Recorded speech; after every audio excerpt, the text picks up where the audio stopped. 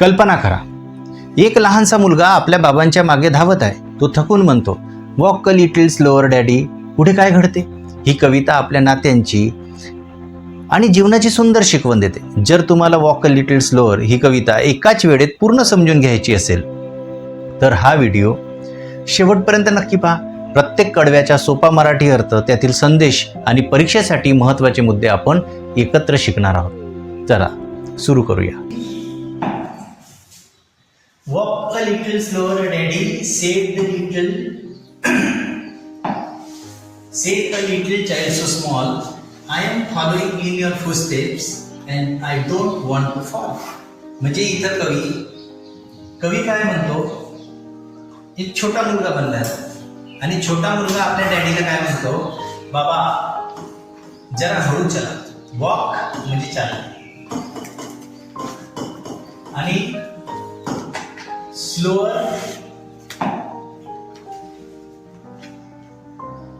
Slower म्हणजे हळू हळू हळू. इथं कंपॅरेटिव्ह डिग्री सांगितलेली आहे. Comparative degree. Seen a little child so small. एक चिमुकले मूल म्हणाले, काय म्हणाले छोटेसं मूल, की बाबा जरा हळू चला, मी तुमच्याच पावलावर, मीन्स आय एम फॉलोइंग, मी तुम्हाला फॉलो करत आहे, मी तुमच्या फुटस्टेप्सवर पाय ठेवून समोर येत आहे. In your footsteps and I don't want to fall. आणि मला खाली मात्र पडायचं नाहीये आणि त्यामुळे मी तुमच्याच पावलावर पाऊल टाकत आहे आणि मला पडायचं नाहीये. म्हणून बाबा जरा थोडं हळूहळू चला, हळूहळू चला. तुम्ही हळूहळू चालाल तर त्यामुळे काय होईल, जेणेकरून मला तुमच्या पावलावर पाऊल ठेवता येईल आणि मला तुमच्यासारखं होता येईल. पावलावर पाऊल ठेवणे म्हणजे मला तुमच्यासारखं व्हायचं आहे. तुम्ही चांगले असेल तर मी चांगला होणार, तुम्ही चांगले वागले तर मी चांगला वागणार. असं एक छोटा मुलगा आपल्या डॅडीला, he is speaking with his father. आता याच्यावर काही प्रश्न विचारले गेलेले आहेत आणि ते प्रश्न, त्या प्रश्नाच्या माध्यमातून आपण हा कळवा समजून घेऊ शकतो. पहिला आहे जसं, हु इज स्पीकिंग टू हुम. हु म्हणजे कोण, हु मीन्स कोण, आणि टू हुम म्हणजे कोणाशी. हु इज स्पीकिंग, स्पीक म्हणजे बोलणे, स्पीकिंग, इज स्पीकिंग आहे म्हणजे हा प्रेझेंट कंटिन्युअस टेन्स आहे.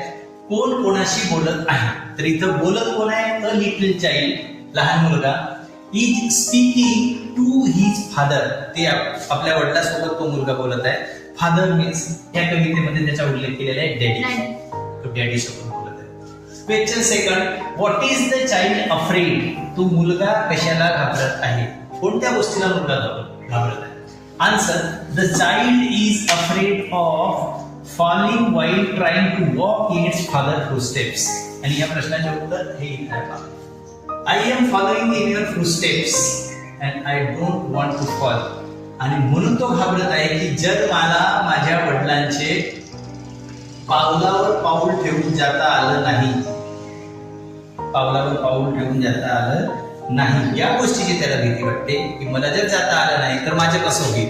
म्हणून तो आपल्या पप्पाला म्हणतो की daddy please walk a little slower. Next, what is suggested by the line I am following in your footsteps.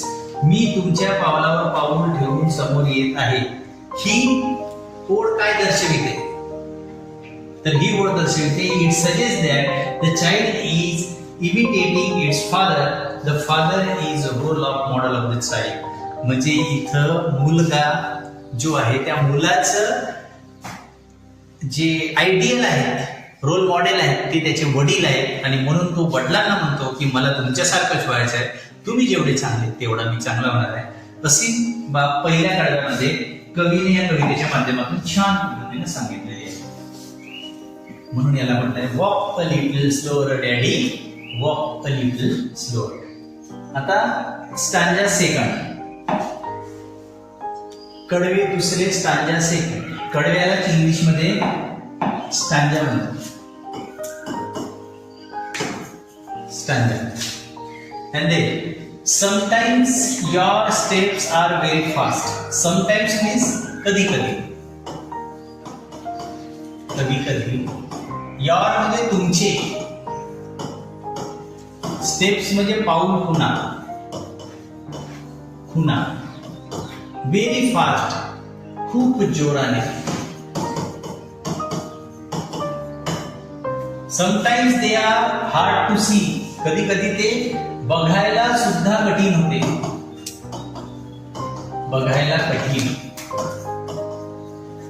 म्हणजे तुम्ही जर एवढ्या स्पीडने चालता ना तर बघायला फार कठीण होते. सो मीन्स म्हणून walk a little slower daddy, म्हणून पप्पा थोडं हळू चाला, थोडं हळू चाला, जेणेकरून मी तुमच्या सोबत चालणार. फॉर यू आर लीडिंग मी, कारण तुम्ही मला लीड करत आहात. म्हणजे कधी कधी तुमची पावले फार वेगाने पडतात, कधी कधी तुमची पावले फार वेगाने पडतात. पप्पाला म्हणतो तो, डॅडीला म्हणतो मुलगा. कधी कधी तुमचे पावले फार वेगाने पडतात, जोरजोराने पडतात. तर कधी ती नीट दिसतही नाही, कधी कधी ते मला फारसे दिसतही नाही. आणि म्हणून बाबा जरा हळू चला, म्हणून बाबा जरा हळू चला, कारण तुम्हीच माझे मार्गदर्शक आहात. मला तुमच्याकडे पाहून मोठं व्हायचं आहे, तुम्ही मला मार्गदर्शन करणार आहात, करत आहात. आणि म्हणून बाबा थोडं हळूहळू चाला, जेणेकरून मी तुमच्या पावलावर पाऊल ठेवून समोर जाण्याचा प्रयत्न करणार. आता हा झाला सेकंड स्टांजा.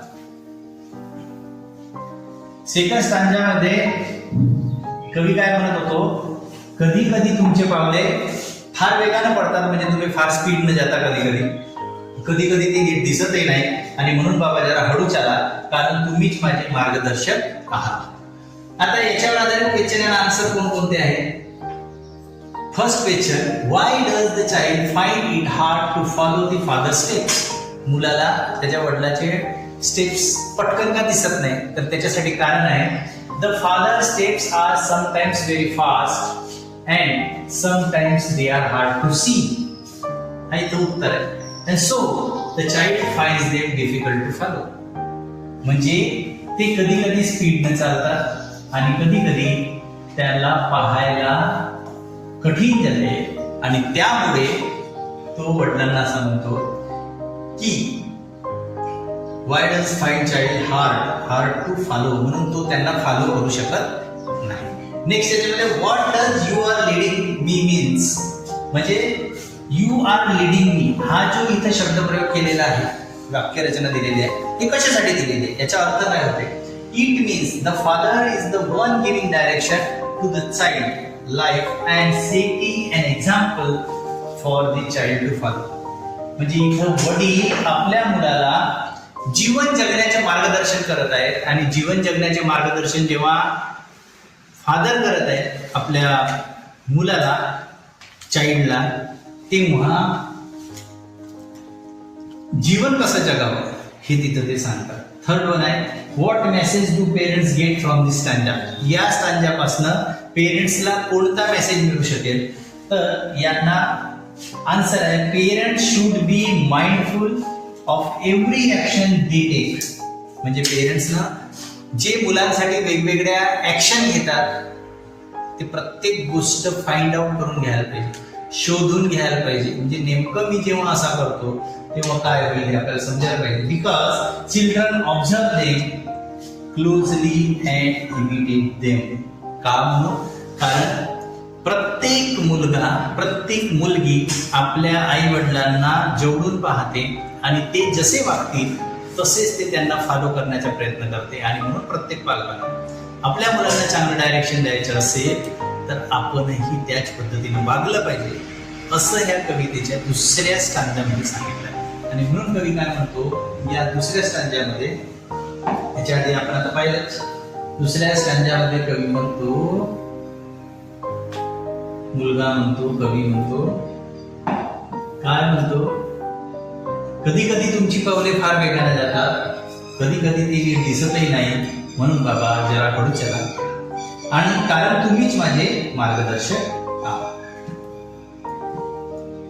तिसरा कडवा stanza number 3, someday when I am all grown up. Someday म्हणजे एखाद्या दिवशी, ग्रोन अप म्हणजे वाढ झालेला. You are what I want to be, तुम्हाला वाटेल मला काय बनायचं. Then I will have a little child, माझ्या जवळ सुद्धा एक लहान मुलगा असेल, मी मोठा झाल्यावर माझ्या जवळ सुद्धा, तुमच्याही जवळ राहील भविष्यात. आता वेळ आहे. And they will want to follow me, आणि त्यावेळेस तो मला जसं मी तुम्हाला फॉलो करतो ना तसंच तो मला फॉलो करण्याचा प्रयत्न करेल. तेव्हा एक दिवस मी मोठा होईल. मुलगा काय म्हणतो, आता एक दिवस मी मोठा होईल, मला तेव्हा तुमच्यासारखं व्हायचं आहे. जेव्हा मी मोठा होईल तेव्हा मी तुमच्यासारखं होणार. आता जसे तुम्ही आहात तसं मी मोठा झाल्यावर होणार आहे. आणि मग माझे एक चिमुकलं मूल असेल, माझ्याजवळ एक मेरा बच्चा रहेगा, एक माझं मूल असेल, आणि जे माझं अनुकरण करू इच्छेल, म्हणजे ते माझ्यासारखंच वागण्याचा प्रयत्न करेल. अशी गोष्ट कवीनं तिथं सांगितली. आता ही गोष्ट सांगितली, याच्यावरचे काही प्रश्न आहेत. त्याचा पहिला प्रश्न विचारला गेलाय, what does the child want to become when you grown up. When grown up, child मोठा झाल्यानंतर काय होऊ इच्छितो? तो the child wants to become like its father when it grows. जेव्हा तो मोठा होईल तो आपल्या वडिलासारखा बनू इच्छितो. He wants to be like father, wants to be like father, मुलासारखा, आपल्या पप्पासारखा होण्याचा तो प्रयत्न करेल. What ongoing process does this stanza refer to. आता हा स्टँजा आपल्याला काय सांगतो? It refers to the process by which values, habits and behaviour, values, habits and behaviour are passed on from one generation to the next. म्हणजे चांगल्या गोष्टी, वागणूक, नवी गोष्टी, ह्या सगळ्या गोष्टी एका जनरेशन मधून दुसऱ्या जनरेशन मध्ये येतात. म्हणजे आपण कधी कधी नाही म्हणतो का, हा त्या बापासारखाच बदमाश झाला, म्हणजे त्या जनरेशन मध्ये कुठेतरी बदमाशी गेली असेल तर ह्याही जनरेशन मध्ये बदमाशी होते. पण ते बदलवता येते आपल्याला जर आपण प्रयत्न केला. पण बदलवण्याची इच्छा पाहिजे. आपण ती इच्छा आपल्या जवळ ठेवत नाही, आणि ती इच्छा आपल्या जवळ नसली तर भविष्यामध्ये काय होते, आपली जनरेशन बिघडलेली असते. आणि म्हणून जनरेशन सुधारवण्याचं काम पिढ्यानं पिढ्या चालते. तुमच्या पिढीमध्ये ज्या चांगल्या गोष्टी झाल्या असतील ते ह्या पिढीमध्ये होतील, या पिढीतील गोष्टी समोरच्या पिढीमध्ये जातील. असं या प्रश्नाचं उत्तर आहे. याच्यानंतरचं चौथं कडवं आहे. चौथ्या कडव्यामध्ये and I would want to lead just right, आणि मला चांगल्या गोष्टी लीड करायच्या आहेत. And know that I was true, आणि मला माहित आहे मी खरं खरं बोलतोय. And so walk a little slower daddy for I must follow you. मग कवी काय म्हणतो, मुलगा, आणि मला योग्य मार्गानेच नेतृत्व करायचं आहे. मला जे जीवनामध्ये जगायचे ते चांगल्या मार्गाने जगायचे. मला असा विलन बनायचा नाही, मला बदमाश बनायचं नाही, मला वेगळं बनायचं नाही, मला एक चांगला माणूस बनायचा आहे. आणि मला जर चांगला माणूस बनायचा आहे तरच, आणि मला खात्री हवी आहे की मी प्रामाणिक आणि खरा आहे. मला इमानदार बनायचं आहे, रोजचं काम रोज करायचं आहे, चांगल्या पद्धतीने करायचं आहे. म्हणून बाबा जरा हळू चला, म्हणून father, dad, please walk a little slower daddy, कारण मला तुमचंच अनुसरण करायचं आहे, कारण मला तुमच्यासारखं व्हायचं आहे आणि तुमच्यासारखं बनायचं आहे. या स्टँजावरचे प्रश्न काय आहे? Why does the child want to lead just right. चांगल्या गोष्टी तो का अनुकरण करू इच्छितो? चांगल्या गोष्टी सांगितल्या तिथं. मग आपण काय शिकायला पाहिजे आजपासून? आपणही चांगल्या गोष्टी करण्याचं शिकायला पाहिजे. पण जरी कविता शिकल्यानंतरही जर आपण वाईट गोष्टी करत असलो तर कविता शिकण्यात, शाळेमध्ये शिकण्यात काही अर्थच राहणार नाही. म्हणून तुम्हाला ठरवायचं आतापासून की आपण चांगल्याच पद्धतीनं करू कोणतेही काम. Why does the child want to lead just right? Because why पासून प्रश्न विचारलेला आहे क्वेश्चन, म्हणून इथं बिकॉज पासून त्याची सुरुवात आहे. In future its own child will follow it. चांगलं का वागायचं आहे? कारण आज तो मुलगा जर चांगला वागला नाही तर उद्या त्याचा मुलगा चांगला वागणार नाही, परवा त्याच्यानंतर, उद्या म्हणजेच नेक्स्ट जनरेशन मध्ये त्याचा मुलगा चांगला वागणार नाही, त्याच्या नंतरच्या जनरेशन मध्ये त्याचा मुलगा चांगला वागणार नाही. आणि म्हणून तुम्हाला जर वाटत असेल की समोरच्या पिढ्या जर चांगल्या वागायला पाहिजे तर आपल्याला एक काम करावं लागेल. पहिल्यांदा बोलणं सुधारावं लागेल, आपल्यापासून आपण दुरुस्त व्हायला लागेल. आणि म्हणून हे सांगितलंय की माझा मुलगा मला जर भविष्यामध्ये फॉलो करणार आहे, so it wants to become the true and worthy role model for us. आणि म्हणून मला माझ्या मुलासमोर इमानदार माणूस पहिल्यांदा म्हणून जगणे आवश्यक आहे, तरच माझ्या मुलगा चांगला. म्हणून लोक म्हणतात बाप तसा लेख लक्षात ठेवा. म्हणून तो मुलगा म्हणतो तुम्ही जरा हळू चला आणि मला तुमच्या टाकायचं. Next, how does the last stanza brings out the central idea of the poem. Central idea पूर्ण या कवितेचा सारांश या शेवटच्या कविते म्हणजे स्टँजामध्ये कसा येतो? Since the father's behavior becomes the child's future model. म्हणजे वडिलाचं बिहेवियर मुलाचं भविष्य आहे the father should walk carefully and rightly, आणि म्हणून हे सांगितलंय कवितेत. हे तुम्ही इथं थीम, कवितेची थीम म्हणून सुद्धा हा उत्तर वापरू शकता इथं ऍप्रिशिएशन मध्ये. Carefully and rightly this brings out the poem central idea. आणि ही कवितेची सेंट्रल आयडिया म्हणजे वडिलांना चांगलं वागावं तर मुलगा चांगला वागेल, आणि म्हणून प्रत्येक घरात जर चांगलं वातावरण राहिलं तर देश विकसित व्हायला वेळ लागणार नाही. आता या कवितेच्या ऍप्रिशिएशन आहे, हे मराठीमध्ये आपण इथं दिलेली आहे, पण आपल्याला इंग्लिशमध्ये हे लिहायचे असते. जसं कवी कोण आहे, अज्ञात आहे, काव्य प्रकार कोणता आहे, यमक रचना कुठली आहे, आणि रायमिंग स्कीम म्हणतो आपण त्याला, आशय काय आहे, हे मराठीमध्ये आपण दिलेले आहे. पण याला नेक्स्ट याच्यामध्ये आपण नेक्स्ट आहे इंग्लिशमध्ये, नेक्स्ट पिरियडला आपण इंग्लिशमध्ये पाहू. आता इथं मराठीमध्ये काही गोष्टी आहेत, जसं तुमच्या घरातील कोणती सवय किंवा गुण तुम्ही तुमच्या पालकाकडून मोठ्याकडून घेतल्या याबद्दल तुमच्या गटात चर्चा करा. तुम्ही मोठ्या माणसाकडून काय काय घेतले ते तुम्हाला चर्चा करायची. पिढ्याने पिढ्या चालत आलेल्या कोणत्या चांगल्या रूढी संस्कारापुढे न्याव्यात आणि कोणत्या बदलाव्यात यावर तुमचे मत मांडा. कोणत्या गोष्टी चांगल्या, मांजर आडवी गेली की माणसं काय करतात, बापरे मांजर आडवी गेली आपण वापस जातो. थोतांड गोष्टी आहेत मागं पिढ्याने पिढ्या चालत आलेल्या आहेत, त्याबद्दल तयार पाहिजे आपण, कारण बऱ्याच गोष्टी चांगल्या असल्या ते ऍक्सेप्ट करता यायला पाहिजे. तिसरा, मोठ्यांचे अनुकरण आणि स्वतःचा वेगळा मार्ग निवडणे यामध्ये समतोल कसा साधता येईल यावर चर्चा करा. या कवितेला योग्य असे एक मराठी शीर्षक सुचवा. गटामध्ये कवितेचे भावपूर्ण सामूहिक वाचन करता येईल, सादरीकरण करता येईल. तुम्हाला हेही सांगितलं होतं का आज तुम्हाला रीडिंग करायची आहे. तर अशा पद्धतीनं आपण इथं ही कविता स्टेप बाय स्टेप पूर्ण केलेली आहे. तुम्हाला